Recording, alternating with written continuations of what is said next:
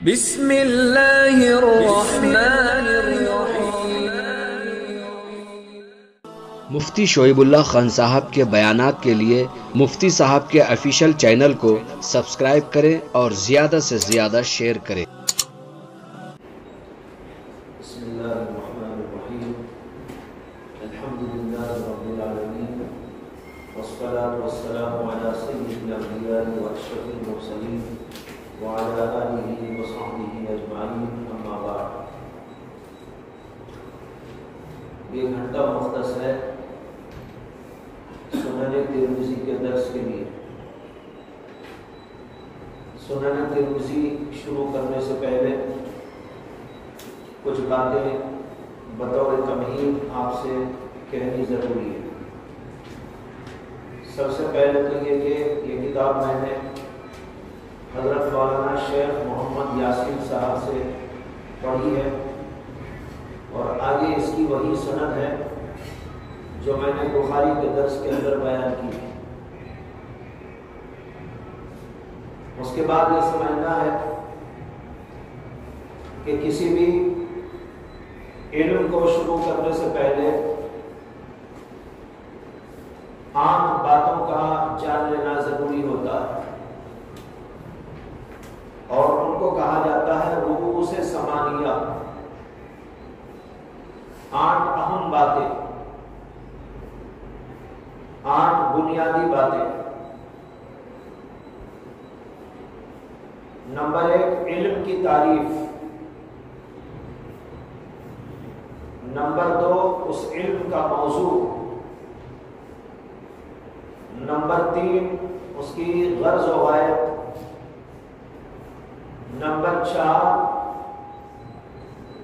اس علم کا وجہ تسمیہ،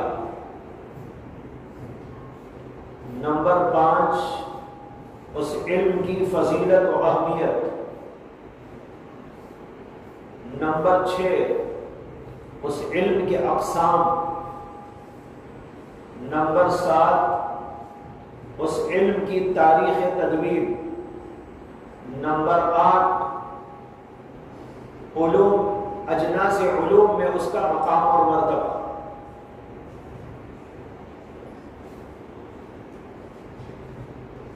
آج کی مجلس کے اندر انہی 8 باتوں پر روشنی ڈالی جائے گی۔ پہلی بات، اس علم کی تعریف۔ ہم جو علم پڑھنے جا رہے ہیں وہ حدیث کا علم ہے، اس لیے کہ یہ کتاب سنن ترمذی حدیث پاک کی کتاب ہے، لہذا سب سے پہلے حدیث کی تعریف آپ کے سامنے بیان کرنی ہے۔ حدیث کی تعریف لغوی اعتبار سے 2 طرح کی گئی۔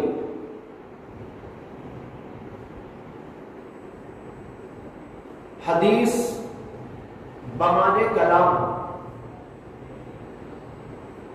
بات چیت کو حدیث کہتے ہیں۔ جیسے آپس میں بھی بول چال کے لیے لفظ استعمال ہوتا ہے، حدثت کا، اے کلمت کا۔ مدرسے میں گھنٹہ رکھا گیا ہے، محادثے کا بھی، جس کے اندر بات چیت کرتے ہیں۔ تو لفظ حدیث کا اصل معنی ہے لغوی اعتبار سے کلام کرنا، چاہے وہ قلیل ہو یا کثیر۔ الحدیث هو الکلام قلیلہ او کثیرہ۔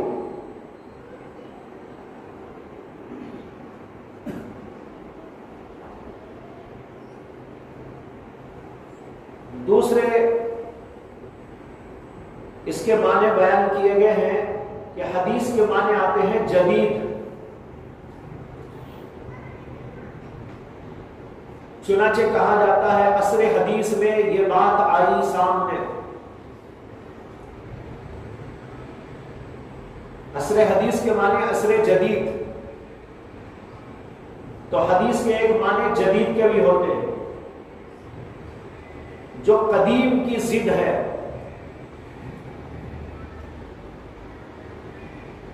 یہ تو اس کے لغوی معنی ہوئے۔ لغوی معنی کے اعتبار سے اگر پہلے معنی لیے جائیں تو اس علم کو علم حدیث اس لیے کہتے ہیں کہ اس میں اللہ کے نبی علیہ السلام کی باتوں کا ذکر ہے،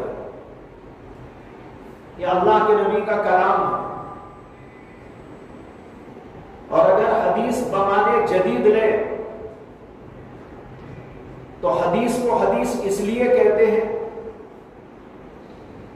کہ قرآن کے مقابلے میں حدیث جدید ہے، قرآن قدیم ہے، جیسے اللہ کی ذات قدیم ہے، ازلی و ابدی ہے، اللہ کا کلام بھی ازلی و ابدی ہے، وہ ہمیشہ سے ہے، ہمیشہ رہنے والا۔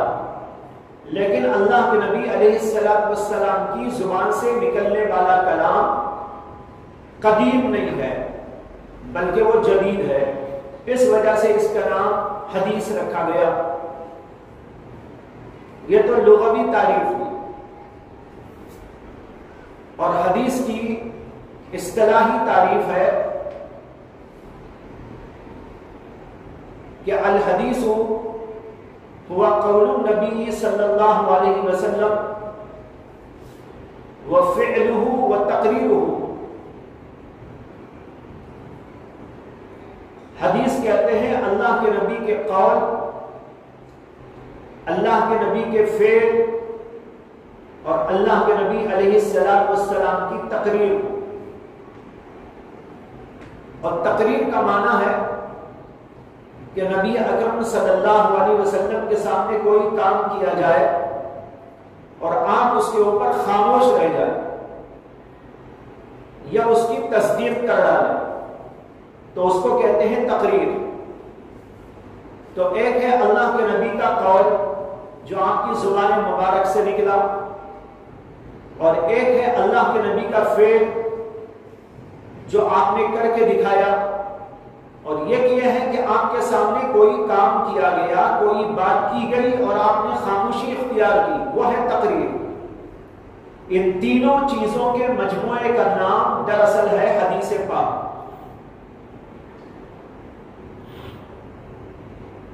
بعض علماء نے حدیث کی تعریف میں صحابہ کے اقوال اور ان کے افعال اور ان کی تقریرات کو بھی داخل کیا ہے کہ جب حدیث کہتے ہیں تو حدیث میں اقوال رسول، افعال رسول، تقریرات رسول کے ساتھ اقوال صحابہ، افعال صحابہ اور تقریرات صحابہ بھی داخل ہیں، اور دونوں میں فرق کرنے کے لیے ایک کو حدیث مرفوع کہتے ہیں، ایک کو حدیث موقوف۔ حدیث مرفوع وہ جو اللہ کے نبی صلی اللہ علیہ وسلم تک پہنچے، اور حدیث موقوف وہ جو صحابہ تک جا کر رک جائے۔ مثلا ابو ہریرہ نے کہا، ابو بکر صدیق نے کہا، حضرت عمر نے کیا، یہ حدیث موقوف کیا جائے گا۔ اگر یوں آیا کہ حضرت ابو بکر صدیق نے کہا کہ رسول اللہ نے ایسا کیا یا رسول اللہ نے ایسا فرمایا تو وہ حدیث مرفوع ہو جائے گا۔ تو بعض علماء نے حدیث کی تعریف کے اندر ذرا عموم پیدا کیا اور حدیث رسول کے ساتھ اقوال رسول، افعال رسول اور تقریرات رسول کے ساتھ ساتھ اقوال صحابہ، افعال صحابہ و تقریرات صحابہ کو بھی داخل کیا، اور بعض علماء نے اس سے بھی آگے بڑھ کر تابعین کے اقوال و افعال و تقریرات کو بھی اس کے اندر داخل کیا۔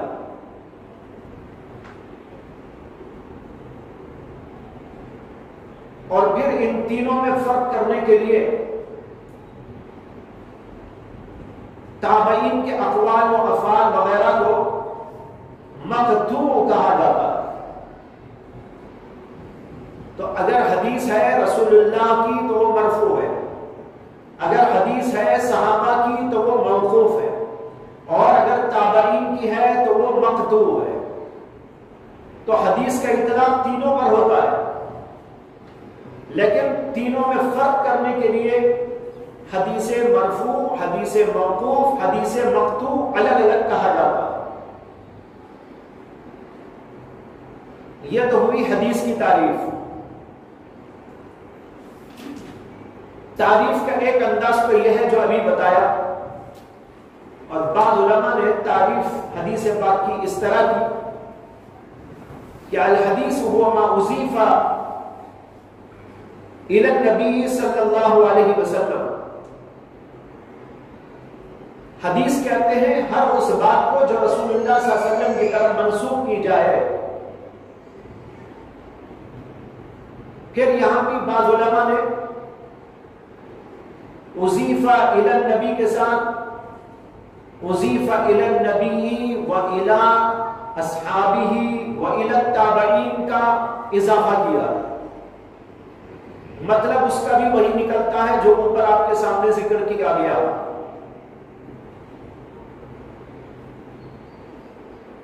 یہ ہے حدیث کی تعریف۔ اچھا، حدیث کے علاوہ کچھ اور الفاظ بھی استعمال کیے جاتے ہیں، جیسے لفظ سنت استعمال کیا جاتا ہے، اسی طرح اثر کا لفظ استعمال کیا جاتا ہے، اور ایک لفظ خبر استعمال کیا جاتا ہے۔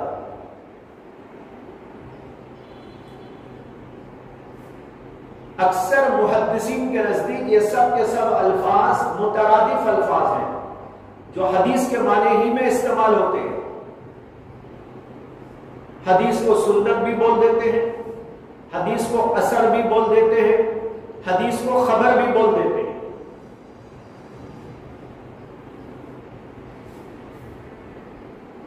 لیکن بعض علماء نے ان کے درمیان میں فرق کیا ہے۔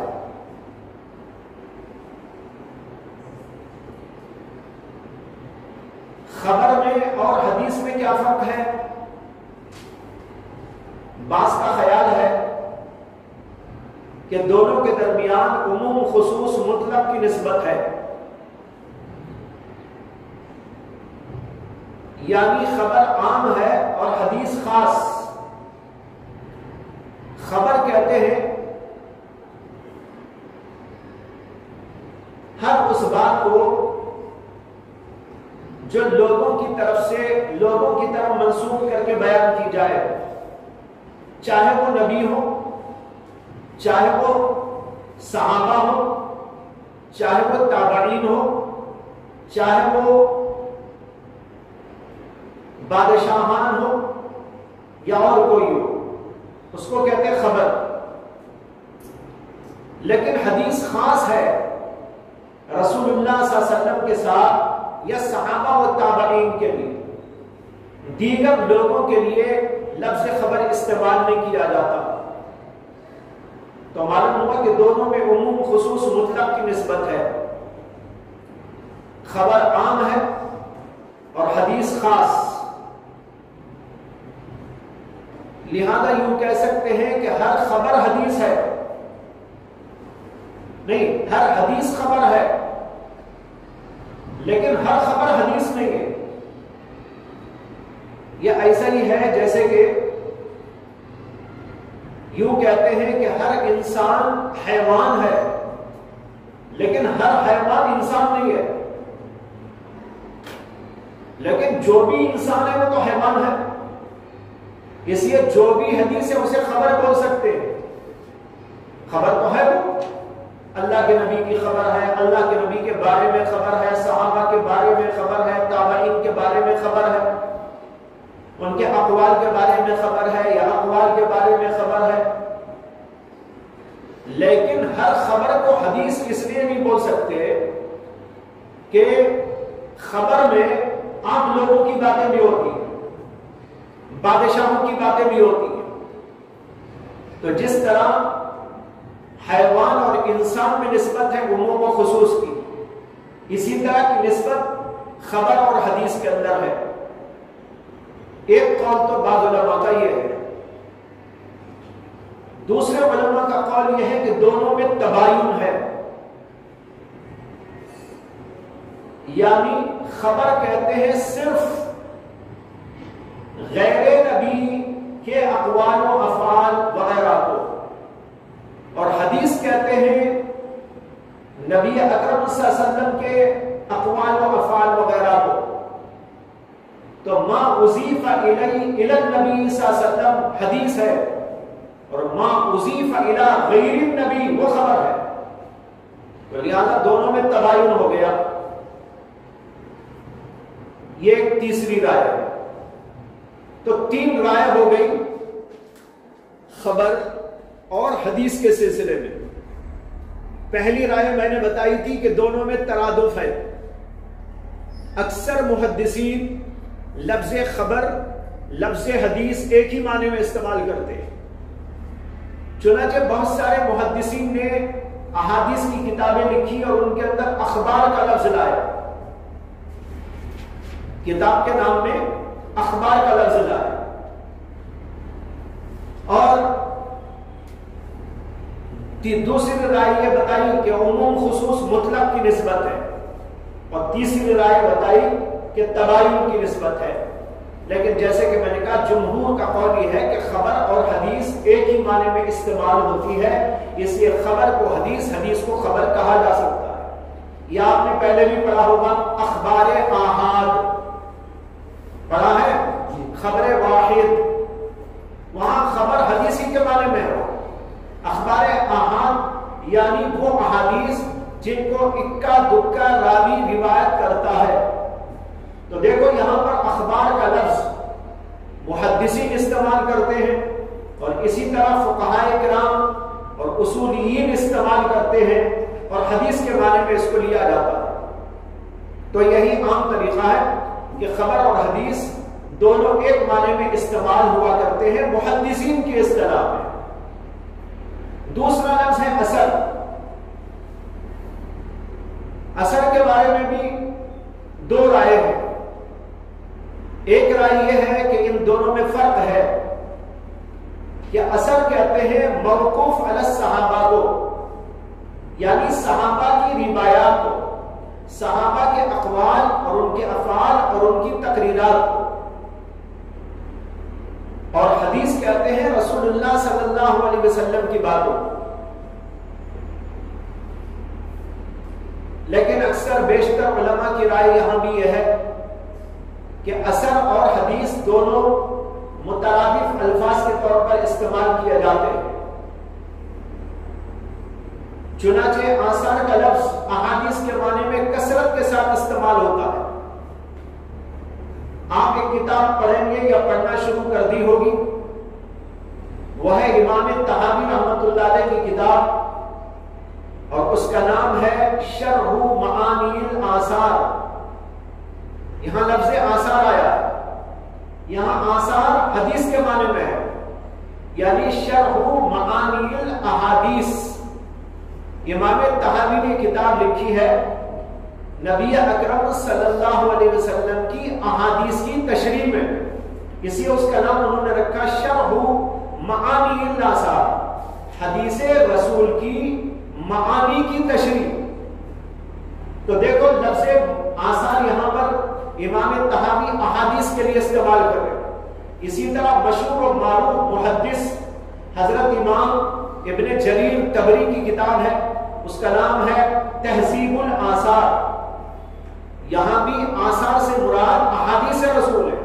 تو معلوم ہوا کہ آثار کا لفظ حدیث کے معنی میں استعمال ہوتا ہے، کثرت کے ساتھ یہی استعمال رواج پایا ہوا ہے۔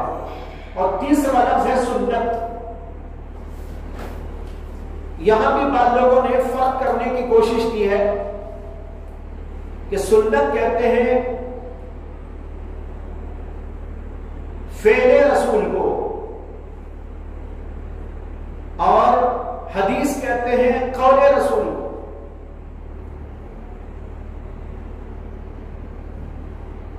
لیکن جمہور علماء نے قبول نہیں کی. جمہور علماء کے نزدیک حدیث و سنت ایک ہی معنی میں. سنت رسول، حدیث رسول.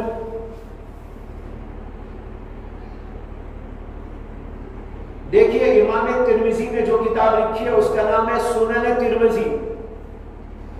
ابو داؤد نے کتاب لکھی، اس کا نام انہوں نے رکھا سنن ابی داؤد. ابن ماجہ نے کتاب لکھی سنن ابن ماجہ. اور اسی طریقے پر امام نسائی کی کتاب کا نام بھی سنن. ان کو سنن اربع کہا جاتا ہے. اب دیکھو لفظ سنن استعمال کیا ہے اور حدیثیں ہیں اس کے اندر، اور تمام قسم کی حدیثیں ہیں، قولی بھی ہیں، فعلی بھی ہیں، تقریرات بھی ہیں، ہر قسم کی احادیث موجود ہیں. تو معلوم ہوا کہ لفظ سنت بھی استعمال ہوتا ہے حدیث کے بارے میں، ورنہ تو یہ بزرگان اسلام کو کیوں استعمال کرتے؟ اگر صرف افعال رسول اس سے مراد ہوتے ہیں تو پھر اس کے اندر اقوال رسول نہیں آ سکتے تھے. حالانکہ اس کے اندر آپ دیکھیں گے اقوال رسول ہی زیادہ ہے. تو معلوم ہوا کہ سنن کا لفظ مطلق حدیث کے معنی میں استعمال کیا جاتا ہے. ابھی قریب زمانے میں حضرت مولانا مفتی سعید احمد صاحب پالن پوری نے اپنی ایک کتاب کے اندر حدیث اور سنت کے درمیان میں فرق پر کلام کیا، اور ان کا نظریہ یہ تھا کہ حدیث الگ ہے، سنت الگ ہے. حدیث تو ہر اس چیز کو کہا جاتا ہے جو رسول اللہ صلی اللہ علیہ وسلم کی طرف منسوب ہو، چاہے وہ قول ہو، فعل ہو، تقریر ہو یا اور کچھ ہو، اور چاہے اللہ کے نبی نے زندگی میں ایک بار اسے کیا ہو وہ بھی حدیث کہلاتی ہے. لیکن سنت اس کو کہتے ہیں جو رسول اللہ صلی اللہ علیہ وسلم کا مستمر عمل ہو. اور پھر انہوں نے یہ بھی کہا کہ سنت اسے کہتے ہیں جو اللہ کے نبی علیہ السلام کے ساتھ میں خاص نہ ہو. بہت سی حدیثیں ہیں لیکن وہ سنت نہیں ہیں. یہ حضرت مولانا مفتی سعید احمد صاحب پالن پوری کی تحقیق. ان کا کہنا یہ تھا کہ دیکھیے اللہ کے رسول علیہ السلام نے کئی شادیاں کی، آپ کی 11 شادیاں ہوئی، لیکن کیا مسلمان کو اس کی اجازت ہے کہ وہ 11 شادیاں کرے؟ وہ کہتے تھے 11 شادیاں کرنا جو ذکر آیا ہے وہ حدیث ہے، سنت نہیں ہے. وہ سنت وہ ہوتا ہے جس پر لوگوں کو عمل بھی کرنا ہے. اب یہ حدیث تو ہے لیکن سنت نہیں ہے جس کے اوپر کوئی عمل کرنے لگے. اسی طرح وہ کہتے تھے کہ کبھی کبھی اللہ کے رسول نے کسی ضرورت کی بنیاد پر کوئی کام کیا، وہ حدیث تو ہے لیکن اس کا نام سنت نہیں ہے. مثال کے طور پر اللہ کے نبی نے ایک بار پیشاب کھڑے ہو کر کیا، بخاری شریف کے اندر حدیث موجود ہے، لیکن کھڑے ہو کر پیشاب کرنا سنت نہیں ہے. اب کوئی کہنے لگے کہ بخاری شریف کے اندر حدیث موجود ہے کہ اللہ کے نبی علیہ السلام اتا سبالۃ قوم فبال قائما، اللہ کے نبی کوڑی پہ تشریف لائے اور آپ نے وہاں پر کھڑے ہو کر پیشاب کیا. بخاری شریف کے اندر حدیث ہے لہذا میں بھی کھڑے کھڑے پیشاب کیا کروں گا. جبکہ حدیث کے اندر یہ بھی آیا ہے، ترمذی کے اندر موجود ہے کہ حضرت عائشہ صدیقہ رضی اللہ تعالی عنہا نے ارشاد فرمایا کہ اگر کوئی آدمی تم سے یہ کہے کہ اللہ کے رسول علیہ السلام کھڑے ہو کر پیشاب کرتے تھے فلا تصدقوه، اس کی تصدیق نہ کرو، اللہ کے نبی تو بیٹھ کر ہی پیشاب کرتے تھے. یہ ترمذی کے اندر حدیث موجود ہے. مفتی سعید احمد صاحب پالن پوری کا کہنا تھا کہ سنت وہ ہے جو اللہ کے نبی کے ساتھ خاص نہ ہو، جو سب کو عمل کرنے کی دعوت دی جائے، اور سنت وہ ہے جو اللہ کے نبی کا مستمر عمل ہو، اور جو ایسا نہ ہو وہ حدیث تو ہو سکتی ہے سنت نہیں ہو سکتی. یہ ان کی تحقیق. لیکن بڑا اختلاف ہوا دارالعلوم دیوبند میں. خود دارالعلوم دیوبند کے اندر دوسرے حضرات محدثین نے حضرت مولانا مفتی سعید احمد صاحب پالن پوری کے رد کے اندر کتابیں لکھی، کتابیں چھپی ہوئی ہیں، مفتی صاحب کی کتاب بھی چھپی ہوئی ہے اور وہ بھی چھپی ہوئی ہے یہ، اور اس میں مفتی صاحب نے ایک بات اور لکھی، ہر حدیث حجت نہیں ہے۔ کیا لکھا؟ ہر حدیث حجت نہیں ہے، ہاں سنت حجت ہوتی ہے۔ بہت زمانہ پہلے مفتی صاحب بھی اس وقت زندہ تھے، دارالعلوم وقف کے اندر طلباء کرام کی انجمنیں ہوتی ہیں، تو اس انجمن میں صدارت کے لیے مجھ کو بلایا گیا اور وہاں مناظرے کی مجلس تھی، طلباء آپس میں مناظرہ جو کرتے ہیں اس کی مجلس تھی۔ تو وہاں مناظرہ حدیث کی حجیت کے عنوان پر تھا، تو وہاں پر ایک طالب علم جو منکر ہے حدیث کی طرف سے نمائندگی کر رہا تھا، وہ یہ کہہ رہا تھا کہ دارالعلوم دیوبند کے شیخ الحدیث علامۃ الزمان یہ خصوصیات کے حامل، اتنے بڑے مصنف، اتنے بڑے محقق، انہوں نے اپنی کتاب کے اندر لکھا ہے حدیث حجت نہیں ہے۔ منکرین حدیث کی طرف سے نمائندگی کر رہا تھا نا وہ، تو منکرین حدیث کی نمائندگی کرتے ہوئے وہ مفتی صاحب کی کتاب کا حوالہ دے رہا تھا۔ تو یہ بتا رہا ہوں کہ مفتی صاحب نے ایسا لکھا، لیکن اس کے اوپر کافی ہنگامہ ہوا اور دارالعلوم میں بھی اس پر رد لکھا گیا اور کتاب لکھی گئی اس سلسلے میں حدیث اور سنت ان دونوں کو ایک ہی مقام پر اور ایک ہی درجے پر رکھا گیا اور اس سلسلے میں جو ہے تفصیلات بیان کی گئی۔ بہرحال میں نے اس لیے ذکر کر دیا کہ یاد آ گیا، ذہن میں رہے، جمہور علماء کے نزدیک حدیث اور سنت دونوں ایک معنی میں استعمال ہوتا ہے، لیکن مفتی صاحب نے جس انداز پر یہاں پر تشریح کی ہے اس تشریح کو بھی غلط نہیں کہہ سکتے، جو تشریح انہوں نے کی ہے اس تشریح کو بھی غلط نہیں کہہ سکتے۔ دیکھو اصطلاحات کے اندر ایسا ہوتا ہے کہ ایک آدمی ایک اصطلاح کو بیان کرتا ہے، جیسے اب جمہور کی اصطلاح تو میں نے آپ کو بیان کی حدیث و سنت ایک معنی ہے، یہ جمہور کی اصطلاح ہے، لیکن اگر کوئی ایک دوسرا معنی پہنا کر ایک الگ اصطلاح بنا لے اپنی، تو اسے حق ہے کہ وہ اپنی اصطلاح کے مطابق بیان کر سکتا ہے۔ یہاں مفتی صاحب نے جو کہا وہ بھی غلط نہیں، کہ حدیث ہر اس چیز کو کہتے ہیں جو اللہ کے نبی صلی اللہ علیہ وسلم کی طرف منسوب ہو جائے، چاہے وہ خاص ہو اللہ کے نبی کی ذات کے ساتھ، یعنی آپ کی خصوصیات میں شامل ہو، اور کبھی اتفاق سے آپ نے ایسا کیا ہو یا کبھی کسی اور وجہ سے آپ نے کر لیا ہو، وہ سب کا سب حدیث کہلاتا ہے۔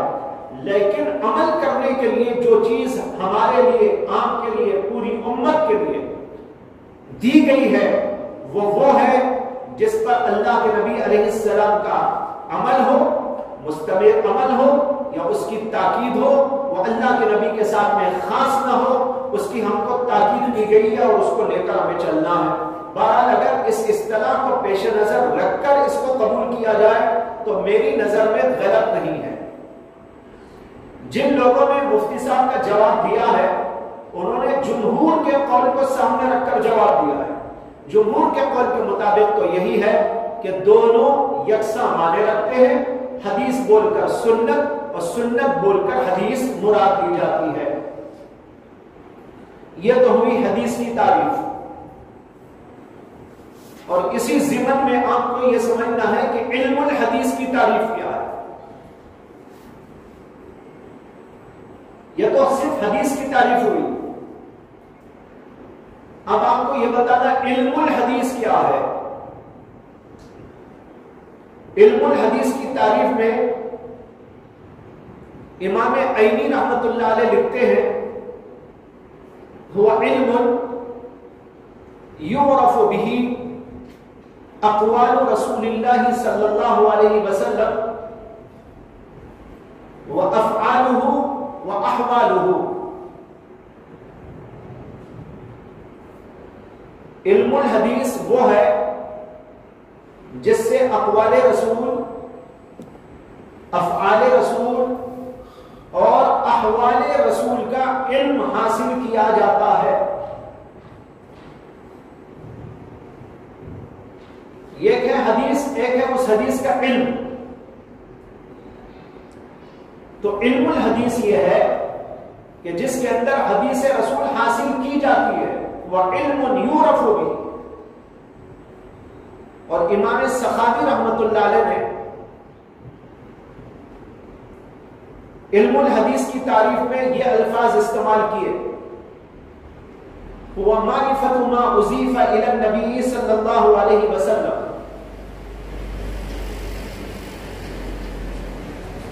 قولا له أو فعلا أو تقريرا أو صفة. هو معرفة ما أضيف إلى النبي صلى الله عليه وسلم قولا له أو فعلا أو تقريرا أو صفة. یعنی حدیث علم الحدیث یہ ہے کہ ان چیزوں کو جانا جائے جو اللہ کے رسول کی طرف منسوب کیے جاتے ہیں، چاہے وہ آپ کا قول ہو، چاہے وہ آپ کا فعل ہو، چاہے وہ آپ کی تقریر ہو، چاہے وہ آپ کی صفت ہو.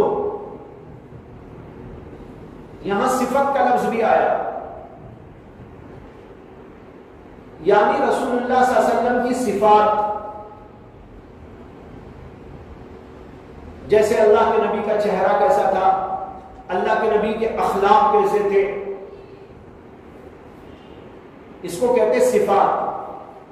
یہ تو ہے قول، اور ایک ہے فعل، اور ایک ہے تقریر، اور ایک ہے اللہ کے نبی کی صفات. اللہ کے نبی کیسے رحیم تھے، کیسے شفیق تھے، کیسے ہمدرد تھے، کیسے با اخلاق تھے، کیا سچائی تھی، کیا امانت و دیانت و صداقت تھی، کیا آپ کا انداز زندگی تھا. یہ جو آپ کے اوصاف ہیں، کمالات ہیں، وہ بھی اس کے اندر داخل ہو گئے. اسی لیے علم الحدیث کے اندر آپ جہاں پر اقوال رسول پڑھیں گے، افعال رسول پڑھیں گے، تقریرات رسول پڑھیں گے، وہیں پر یہ بھی آئے گا اللہ کے نبی کی صفات کیا تھی،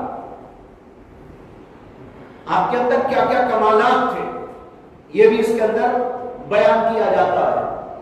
اس لیے علم الحدیث کی تعریف کے اندر اس لفظ کو بھی شامل کیا گیا. لیکن ظاہر ہے کہ اس کے اندر صحابہ و تابعین کے اقوال و افعال داخل نہیں ہوئے. اس لیے بعض علماء نے اس کے اندر ایک لفظ بڑھا دیا. انہوں نے کہا کہ حدیث کا علم وہ ہے ما اضیف الی النبی و الی اصحابہ ومن تبعہم، کہ علم الحدیث کہتے ہیں ہر اس چیز کے جاننے کو جو اللہ کے نبی کی طرف اور آپ کے صحابہ کی طرف اور ان لوگوں کی طرف منسوب ہو جو ان کی اتباع کرنے والے. ومن تبعہم، اس لفظ کا اضافہ کر دیا. تو اس سے معلوم ہوا کہ علم الحدیث میں جہاں اللہ کے رسول علیہ السلام کی طرف منسوب باتیں ذکر کی جاتی ہیں اور ان کا تذکرہ کیا جاتا ہے، وہیں پر صحابہ کے اقوال و افعال و تقریرات و صفات اور ان کے کمالات، اور اسی طرح تابعین و تبع تابعین اور ان کی اتباع کرنے والے لوگوں کی بھی تفصیلات بیان کی جاتی. علم الحدیث میں سب کچھ آتا ہے. فتح الباقی نام کی کتاب ہے جس کے اندر اس لفظ کے اضافے کے ساتھ علم الحدیث کی تعریف بیان کی گئی. لیکن اس کے اوپر اشکال ہے. اشکال یہ ہے کہ اس میں کہا گیا ما اضیف الی النبی صلی اللہ علیہ وسلم وَإِلَىٰ أَصْحَابِهِ وَمَنْ تَبِعَهُمْ. وَمَنْ تَبِعَهُمْ میں تو عام لوگ بھی آ گئے، جو بھی صحابہ کی اتباع کرے، ہم لوگ بھی داخل ہیں اس میں، بادشاہان بھی داخل ہیں اس میں، اور لوگ بھی داخل ہیں اس میں. تو کیا عام لوگوں کی باتیں بھی علم الحدیث میں داخل ہیں؟ یہ اشکال ہوتا ہے. جواب یہ ہے کہ یہ باتیں تو علم الحدیث کا موضوع نہیں، علم الحدیث میں داخل نہیں۔ لیکن ومن تبعہم کے لفظ کے اندر جو عموم پایا جاتا ہے، اس عموم کے اندر یہ سب داخل ہو جاتے ہیں، تو پھر اس کو کیسے نکالا جائے؟ تو اس لیے بعض علماء نے اس تعریف کے اندر کچھ اور الفاظ کا اضافہ کر دیا۔ انہوں نے کہا کہ حدیث علم الحدیث کی تعریف ہے، علم الحدیث هو معرفة ما أضيف إلى النبي صلی اللہ علیہ وسلم وإلى أصحابه ومن تبعهم ممن يقتدى بهم في الدين، ممن يقتدى بهم في الدين۔ علم الحدیث وہ ہے جو اللہ کے نبی کی طرف منسوب ہونے والی باتوں، صحابہ کی طرف منسوب ہونے والی باتوں اور ان کی اتباع کرنے والے ان لوگوں میں سے جو کہ دین میں اقتدا کیے جاتے ہیں، جن کی ابتدا دین میں کی جاتی ہے، جو مقام مقتدائیت پر فائز ہیں، ایسے لوگوں کی باتوں کے جاننے کا نام علم الحدیث ہے۔ تو اب معلوم ہوا کہ اس میں عام لوگوں کی بات داخل نہیں، بادشاہوں کی باتیں اس میں داخل نہیں، اگرچہ وہ صحابہ کی ابتدا کرتے ہو، لیکن دین میں جو مقتدا کہلاتے ہیں ان کی بات اس کے اندر داخل ہے۔ لہذا علم الحدیث میں اللہ کے رسول کی باتیں، صحابہ کرام کی باتیں اور تابعین کی باتیں یہاں پر ختم ہو گیا، اس لیے کہ تابعین تک ممن یقتدی بہم فی الدین ختم ہو جاتا ہے۔ تو خلاصہ یہ نکلا اس پوری تفصیل کا اور تحقیق کا کہ علم الحدیث نام ہے ان باتوں کے جاننے کا جو اللہ کے نبی کی طرف منسوب کی جاتی ہیں یا صحابہ اور تابعین کی طرف منسوب کی جاتی ہیں، چاہے وہ قول ہو، چاہے وہ فعل ہو، چاہے وہ تقریر ہو، چاہے وہ صفات ہو۔ سمجھ میں آ گیا نا؟ یہ ہے علم الحدیث۔ یہاں پر ایک نکتہ آپ کو بتا دوں کہ علم الحدیث کی تعریف میں اصحاب اصول نے اور محدثین نے تھوڑا سا فرق بیان کیا۔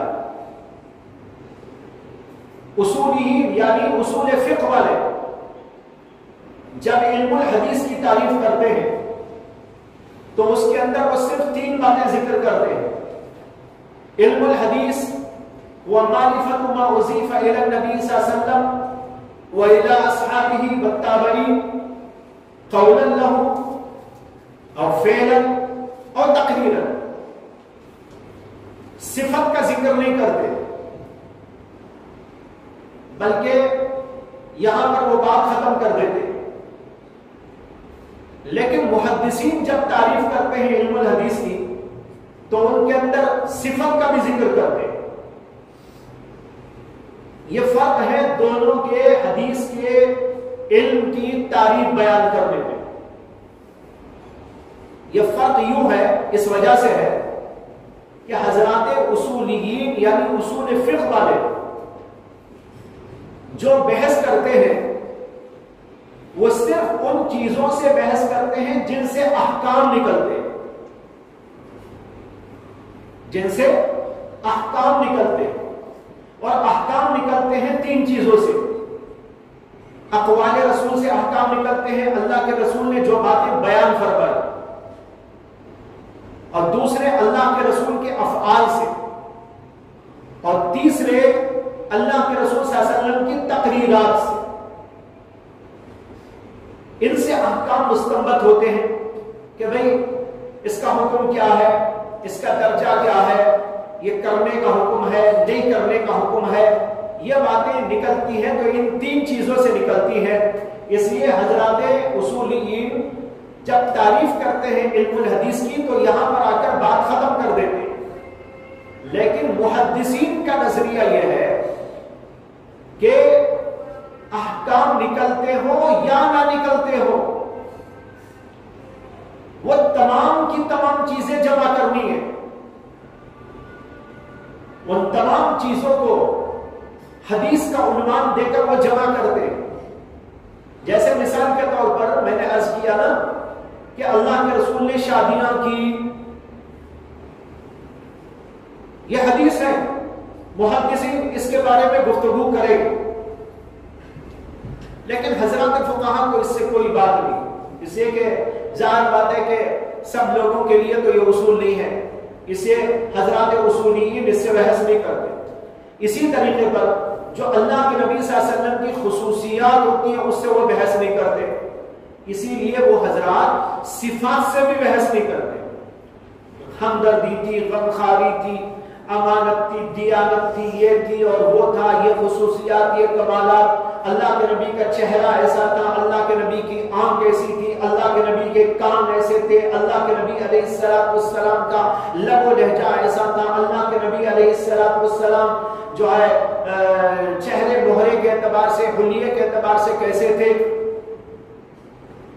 اس سے احکام نہیں نکلتے، اس سے کہ احکام نکلیں گے تو پھر یہ ہوگا کہ بھئی جیسے ناک اللہ کے نبی کی تھی ہم بھی بنا لیں، کیا ممکن ہے؟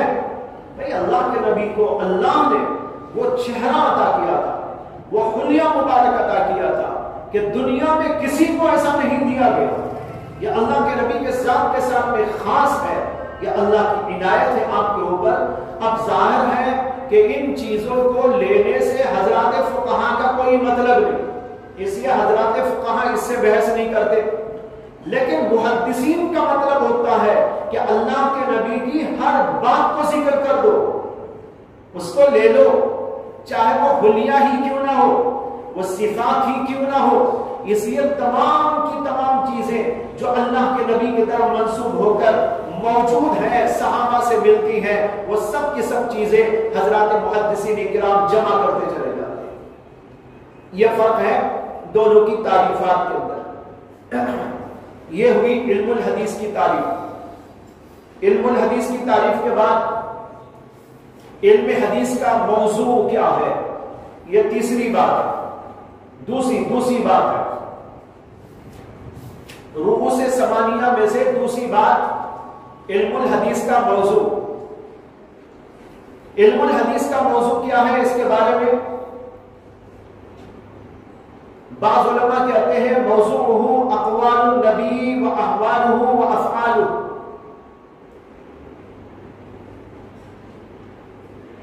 علم حدیث کا موضوع اللہ کے نبی کے اقوال و احوال اور افعال ہیں.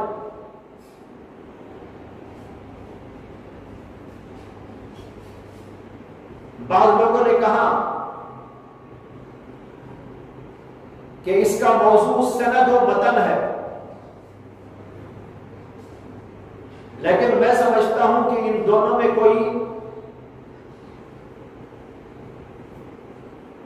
فرق نہیں ہے، انداز کا فرق ہے.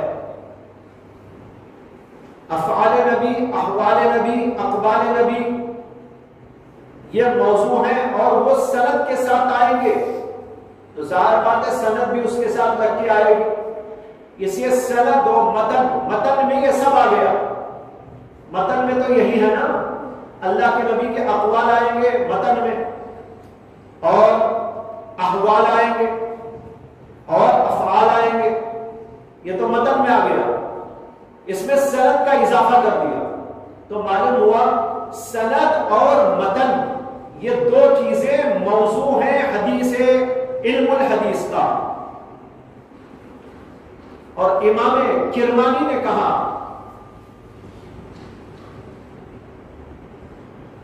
کہ علم الحدیث کا موضوع ہے ذات رسول.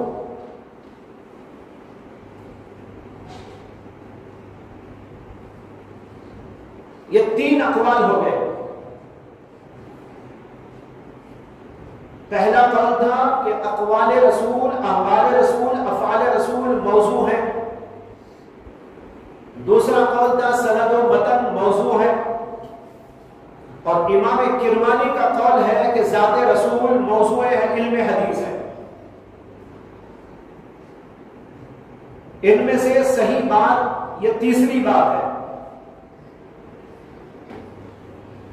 اس لیے کہ موضوع کہتے ہیں کسی بھی علم کے اس کو جس کے احوال سے بحث کی جاتی ہے. اب ظاہر بات ہے کہ یہاں پر ذات رسول کو آپ موضوع بنائیں گے تو اللہ کے رسول کے احوال سے بحث ہوگی. لہذا امام کرمانی کا قول صحیح ہے کہ علم الحدیث کا موضوع ہے ذات رسول. ذات رسول کے احوال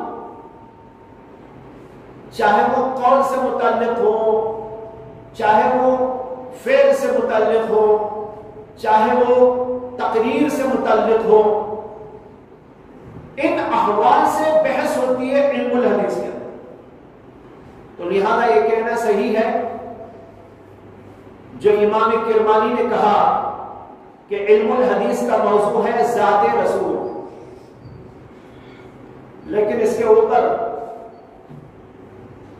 علامہ محی الدین کافی جی نے اعتراض کیا. علامہ محی الدین کافی جی بہت بڑے عالم تھے اور علامہ سیوطی کے استاد تھے. انہوں نے اس کے اوپر اعتراض کیا اور کہا کہ ذات رسول کو علم الحدیث کا موضوع ٹھہرانا ٹھیک نہیں ہے, اس لیے کہ ذات رسول علم طب کا موضوع ہے, ڈاکٹری کا موضوع ہے. ڈاکٹر کیا کرتا ہے؟ ہمارے جسم سے بحث کرتا ہے, ہماری ذات سے بحث کرتا ہے. بیماری ہے نہیں ہے, دکھ ہے درد ہے, فلاں جگہ پر کیا ہو گیا ہے, کہاں پر ٹیڑ پیدا ہو گیا ہے, یہ بحث ہوتی ہے. انسان کی ذات موضوع ہے علم طب کا. تو لہذا ذات رسول بھی انسان ہونے کے اعتبار سے علم طب کا موضوع ہے. تو وہی علم حدیث کا موضوع کیسا ہو سکتا ہے؟ بات سمجھ میں آ رہی ہے نا؟ سمجھ میں آئی بات؟ ذات رسول من حیث انہ انسان, من حیث انہ بشر, ذات رسول تو موضوع ہے علم طب کا. ڈاکٹر کیا کرتا ہے؟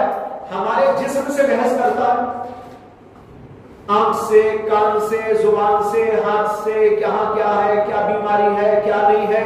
اسی طرح ذات رسول بھی من حیث انہ انسان و بشر, وہ ذات رسول علم طب کا موضوع ہے. تو علم طب کا موضوع تو ذات رسول ہو سکتا ہے, لیکن اسے علم حدیث کا موضوع ٹھہرانا کیسے دوست؟ یہ امام کافی جی کا اعتراض. لیکن علامہ سیوطی جو ان کے شاگرد ہیں, انہوں نے خود اپنے استاذ کے اس اعتراض کا جواب دیا. انہوں نے کہا کہ ہمارے استاد کی یہ بات جو انہوں نے اعتراض میں کی ہے یہ بات صحیح نہیں ہے, اس لیے کہ علامہ کرمانی کا کہنا ہے ذات رسول. ذات رسول کا مطلب ہے ذات رسول من حیث انہ رسول, یہ ہے علم الحدیث کا موضوع. باتیں سمجھ کر چلو, سمجھ میں نہ آئی تو پوچھ بھی لو. ذات رسول من حیث انہ بشر, یہ تو علم طب کا موضوع ہے. ذات رسول من حیث انہ رسول, اللہ کے رسول رسول ہونے کی حیثیت سے وہ ہے علم الحدیث کا موضوع. لہذا علم حدیث میں بحث اس سے ہوتی ہے کہ اللہ کے رسول نے کیا فرمایا, اللہ کے رسول نے کیا کیا, اللہ کے رسول کی صفات کیا تھی, اللہ کے رسول کے احوال کیا تھے, اللہ کے رسول علیہ السلام نے زندگی میں کیا کیا تھا, اللہ کے رسول نے کیا تعلیمات دی تھی, اللہ کے رسول علیہ السلام کے اخلاق کیا تھے, اللہ کے رسول کا چہرہ مہرہ اور آنکھ کا حلیہ مبارک کیا تھا.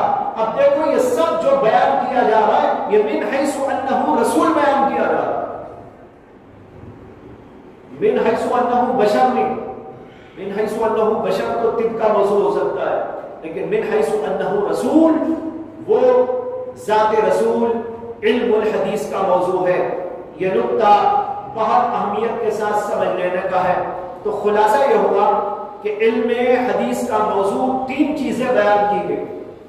بعضوں نے کہا اقوال رسول، احوال رسول، افعال رسول اس کا موضوع، بعض نے کہا سند اور متن حدیث اس کا موضوع، اور بعض نے کہا کہ اس کا موضوع ذات رسول ہے من حیث انہ رسول، اور یہی بات سب سے زیادہ صحیح ہے۔ تیسری بات، اس علم کی غرض و غایت، یہ تو بالکل واضح ہے۔ اس علم کو پڑھنے کا مقصد کیا؟ مقصد ذہن میں ہونا بھی چاہیے۔ اگر آدمی کے ذہن میں مقصد نہ ہو پڑھنے کا، وہ تو فضول جائے گا۔ جیسے ایک آدمی کہیں زور زور سے چلتا ہوا جا رہا ہو، ایک آدمی کھڑا کر کے اس سے پوچھے کہ بھائی اتنا جلدی جلدی آپ کہاں جا رہے ہیں، کیا کام ہے؟ کہا کچھ نہیں، ویسے ہی جا رہا۔ لوگ ہنسیں گے، کیا بے وقوف آدمی ایسا جانا جیسے کہ ابھی کوئی بہت زیادہ کوئی مسئلہ پیش آ گیا ہو، لیکن پوچھنے پہ کہتا ہے کچھ نہیں، ویسے ہی جا رہا۔ بھائی چلنے کا بھی مقصد ہوتا ہے، اٹھنے کا بھی مقصد ہوتا ہے، بیٹھنے کا بھی مقصد ہوتا ہے۔ تو ایک بہت بڑے علم کو حاصل کرنے کا مقصد، آپ مدرسے میں آئے ہیں، علم الحدیث پڑھنے کے لیے آئے ہیں، دورے کے سال کے اندر جمع ہیں، تو آپ کے ذہن کے اندر بھی ہونا چاہیے کہ ہم یہ کیوں پڑھ رہے ہیں۔ اگر ہم نے پڑھا لیکن ہمارے ذہن میں یہ رہا ہی نہیں کہ ہم کیوں پڑھ رہے ہیں، غرض کیا ہے، غایت کیا ہے، بیکار ہو جائے گا۔ اس لیے یہ بیان کیا جاتا ہے کہ اس علم کو پڑھنے کا مقصد کیا۔ علماء لکھتے ہیں علم الحدیث پڑھنے کا مقصد ہے الاہتداء بہدی النبی صلی اللہ علیہ وسلم، الاہتداء بہدی النبی صلی اللہ علیہ وسلم، اللہ کے رسول علیہ السلام کے طریقے کی اقتداء، اہتداء، اس کی اتباع، اس کے مطابق اپنے آپ کو ڈھالنا، اس کے مطابق اپنے آپ کو چلانا، یہ ہے اس کا اصل مقصد۔ یہ دنیا میں اس کا مقصد ہے۔ مقصد بھی 2 ہوتے ہیں، ایک دنیاوی مقصد، ایک اخروی مقصد۔ دنیاوی مقصد تو اس علم کو پڑھنے کا یہ ہے کہ اپنے آپ کو رسول اکرم صلی اللہ علیہ وسلم کی تعلیمات سے آراستہ پیراستہ کرے۔ یہی لفظ اہتداء کا مفہوم ہے، یعنی ہدایت پانا۔ اہتداء کے معنی ہدایت پانا۔ ہم اللہ کے رسول علیہ السلام کی زندگی کو پڑھ کر، آپ کی تعلیمات کو پڑھ کر، آپ کی تلقینات کو پڑھ کر، آپ کے احکامات کو پڑھ کر، آپ کے طرز عمل کو پڑھ کر، آپ کے اخلاق و کردار کو پڑھ کر، آپ کی زندگی کے نمونے کو سامنے رکھ کر اپنے آپ کو بھی اسی طرح بنائیں گے، اسی طرح سنواریں گے کہ ہماری ہر چیز اللہ کے رسول علیہ السلام کے طریقے میں ڈھل جائے۔ لباس، پوشاک، انداز، بات چیت، طرز عمل، اخلاق، ہماری نماز، ہمارا روزہ، ذکر، تسبیحات، عام زندگی، کھانا پینا، سونا، جاگنا، بیت الخلا کو جانا آنا، یہ تمام کے تمام امور اللہ کے نبی علیہ السلام کے طریقے میں ڈھل جائیں، اسی کو کہتے ہیں الاہتداء بہدی النبی صلی اللہ علیہ وسلم۔ ہدی کا معنی ہوتا ہے طریقہ، اللہ کے نبی کے طریقے میں اپنے آپ کو ڈھال لینا، یہ سب سے بڑا مقصد ہے دنیا میں رہتے ہوئے۔ اگر ایک آدمی علم الحدیث پڑھے لیکن اس کا یہ مقصد ہی نہ ہو کہ میری زندگی کے اندر سنتیں آ جائیں، میری زندگی کے اندر رسول اللہ صلی اللہ علیہ وسلم کا طریقہ جاری ہو جائے، میری زندگی اللہ کے رسول کی تعلیمات سے آراستہ پیراستہ ہو جائے، تو پھر تو اس کا پڑھنا بیکار ہے۔ اس لیے نیت کر لو، ارادہ کر لو، ابھی ارادہ کر لو کہ ہم جو کچھ پڑھیں گے اور جو کچھ کہ ہم کو پہلے سے حدیث رسول میں معلوم ہے، ہم اس کے مطابق اپنی زندگیوں کو ڈھالیں گے، اپنی زندگیوں کو اس کے مطابق بنائیں گے۔ ایک ایک چیز میں اس کے اوپر عمل کرتے چلے جائیں گے. سنت رسول کا بڑا مقام ہے. ایک ایک چیز کے اوپر عمل کرنا ہماری زندگیوں کی صلاح، ہماری زندگیوں کی فلاح کا ضامن ہوتا ہے. اور اگر پڑھنے کے بعد اس کے اوپر عمل نہ کیا گیا تو اس کا وبال بھی زیادہ ہے. بہت سارے طلبا پڑھتے ہیں لیکن الاہتداء بہدی نبی پر نہیں آتے، اپنی زندگی غلط ہی رکھتے، گناہوں میں مبتلا رہتے ہیں، برائیوں میں مبتلا رہتے ہیں، موبائل کے اندر ادھر ادھر کی چیزیں دیکھتے رہتے ہیں، اور اپنی زندگی کو جو ہے سنت رسول میں ڈھالنے کے بجائے غلط طریقوں پر ڈھالنے کی کوشش کرتے رہتے ہیں. لباس بدل دیتے ہیں، انداز بدل دیتے ہیں، اخلاق و کردار کے اندر بھی ان کے بہت فتور پیدا ہو جاتا ہے. بھائیوں، یہ زندگی بنانے کے لیے ہے، زندگی بگاڑنے کے لیے نہیں ہے. لہذا یہ عہد کر لیں، اپنے دلوں کے اندر اس بات کو پیوست کر لیں کہ جو کچھ کہ ہم پڑھیں گے اس کو اپنی زندگیوں کے اندر لا کر ضرور رہیں گے. یہ تو ہے دنیاوی غرض. دنیا میں مانے دنیا میں ہماری غرض، اور آخرت میں اس کی غرض ہے الفوز بسعادت الدارین، وہاں پر کامیاب ہو جائے. جب ہم دنیا میں اللہ کے نبی کے طریقے پر چلیں گے تو اس کے لیے فوز و فلاح اور کامرانی یہ مقدر کی جاتی ہے. جو اللہ کے نبی کے راستے میں چلتا ہے اسے ضرور بھی ضرور آخرت کے اندر کامیابی ملتی ہے. کامیابی اللہ کے رسول کے طریقے میں اور اللہ کے بتائے ہوئے احکام میں پوشیدہ ہے. قرآن کریم ایک جگہ پر کہتا ہے من یطیع الرسول من یطیع اللہ ورسولہ ویخشی اللہ ویتقہ فاولئک هم الفائزون. جو آدمی اللہ کی اطاعت کرے گا، اللہ کے رسول کی اطاعت کرے گا اور اللہ سے ڈرے گا اور تقوی کی زندگی گزارے گا، فاولئک هم الفائزون، یہی لوگ ہیں کامیاب ہونے والے. اگر کامیابی چاہتے ہیں آخرت میں، دنیا میں، دونوں جگہ کی کامیابی، یہ اس بات کے اندر مضمر ہے کہ ہم اللہ اور اللہ کے رسول علیہ السلام کے طریقے پر جیے. چاہے وہ طریقہ عقائد کا ہو، چاہے وہ عبادت سے متعلق ہو، چاہے وہ معاشرت سے متعلق ہو، چاہے وہ معاملات سے متعلق ہو، چاہے وہ اخلاقیات سے متعلق ہو، چاہے وہ سیاسیات سے متعلق ہو، چاہے وہ علم اور تعلیم سے متعلق ہو، چاہے وہ تہذیب اور اخلاق سے متعلق ہو. تمام امور کے اندر اللہ اور اللہ کے رسول صلی اللہ علیہ وسلم کے طریقے کے مطابق اپنی زندگی کو ڈھال لینا، یہی فوز و فلاح و کامرانی کا ضامن ہے. یہ صاف صاف قرآن کے اندر موجود، اور ایک جگہ نہیں دسیوں جگہ آپ کو یہ بات ملے گی کہ کامیابی اگر ہے تو اللہ اور اللہ کے رسول صلی اللہ علیہ وسلم کے بتائے ہوئے طریقے میں ہے. یہی پڑھنے کے لیے ہم آئے ہیں، یہی پڑھنے جا رہے ہیں. لہذا اگر دنیا میں ہم اہتداء بہدی نبی کریں تو یہ کامیابی کی دلیل ہوگی، اور آخرت کے اندر فوز و فلاح و کامرانی ہمارے مقدر میں آئے گی. یہ ہوئی غرض و غایت. وجہ تسمیہ تو میں نے پہلے ہی بیان کر دیا تھا کہ اس علم کا نام علم الحدیث کیوں ہے. علم الحدیث اس کا نام یہ تو اس وجہ سے ہے کہ حدیث کے معنی کلام کیا آتے، اور اس کے اندر اللہ کے نبی کا کلام ہوتا ہے. اس صورت میں ہم کہیں گے کہ اس میں اس کو تغلیباً حدیث کہا گیا ہے، کیونکہ حدیث کے علم میں اقوال رسول کے ساتھ افعال رسول بھی ہوتے ہیں، اور اس کے ساتھ تقریرات رسول بھی ہوتے ہیں، صفات رسول بھی ہوتے ہیں. لیکن نام رکھا گیا حدیث. حدیث کے معنی کلام، کلام کے معنی اقوال. تو نام ہے صرف اقوال کا، حدیث کا، لیکن اس کے اندر سب کچھ آ گیا. افعال بھی آ گئے، تقریرات بھی آ گئی.